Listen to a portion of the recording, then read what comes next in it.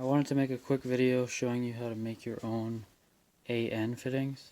Um, these are good for like fuel or coolant or any other kind of fluid that you would be using in a automotive purpose. I'm sure there's other uses for these, but yeah, mostly automotive. So all you really need is the fuel line itself, the fittings for both ends, and a wrench for whatever size fittings you're using, a little bit of assembly lube. You need to know how long your line needs to be, so I've already marked mine off. And then best if you have a vise as well. And I just have these little plastic things in the vise to protect the fittings from getting scratched up. Okay, I've seen people use cutters to cut these, but I found for me probably the easiest way is to clamp it in a vise kind of like this. Don't close the vise fully, leave it a little bit of a gap so that the hose can sit in there. And then this is just a regular C-clamp. And then yeah, you can cut it right on your line, and then it cuts pretty clean if you tie the tape, wrap the tape around pretty tight. It'll hold all the strands together, and then it won't turn into a big fur mess. Yeah, so I'll come back once I've cut mine.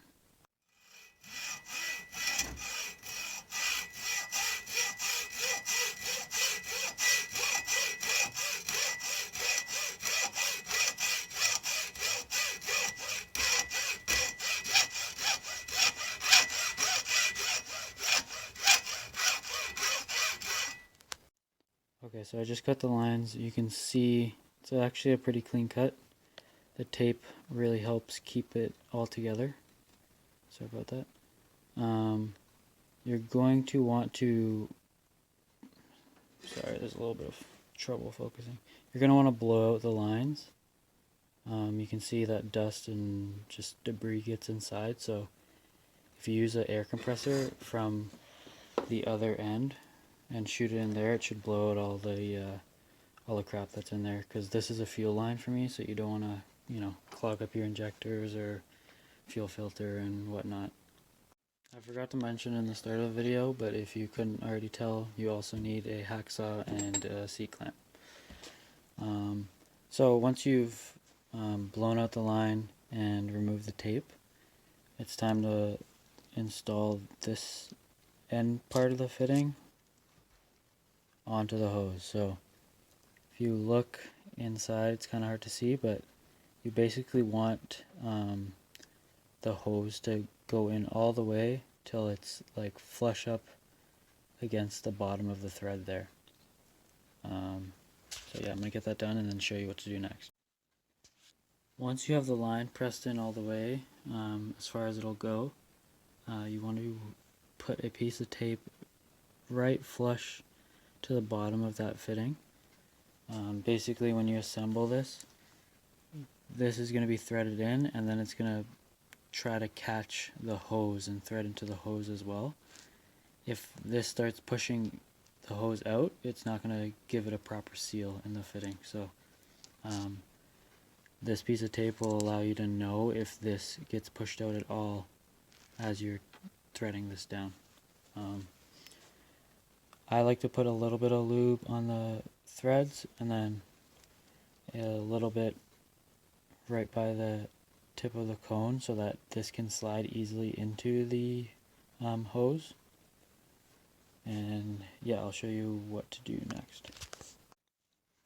Okay, so it's all clamped in there with my little plastic protectors so it doesn't scratch the fitting.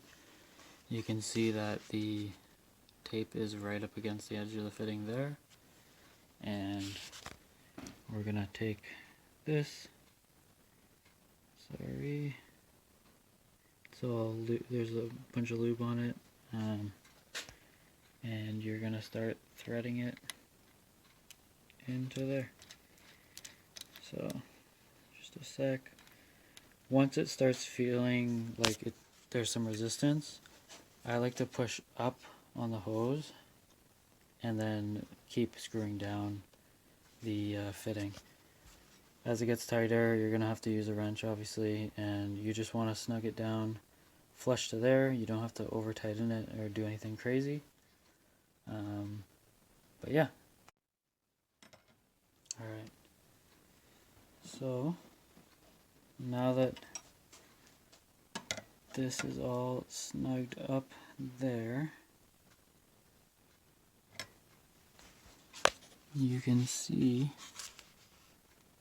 that the tape is still flush with the end of the fitting there.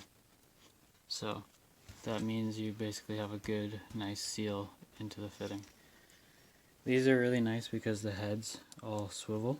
So when you put it in to wherever kind of awkward place in the engine bay, you can swivel the fittings themselves, and each piece moves independently of each other, so it's really easy to get like a good fitment with these lines and fittings. Okay, and when it's all done, you should have yourself your nice new line with fittings on both ends. Yeah, I hope you liked the video. Hopefully this comes in handy if you're converting any lines on your car. Like I said, this is the fuel return line for my Turbo RSX project. Check out the other videos on that car if you're interested, and please give it a like, ask any questions you have in the comment, and subscribe if you want to see some more videos. Thanks. Have a good one.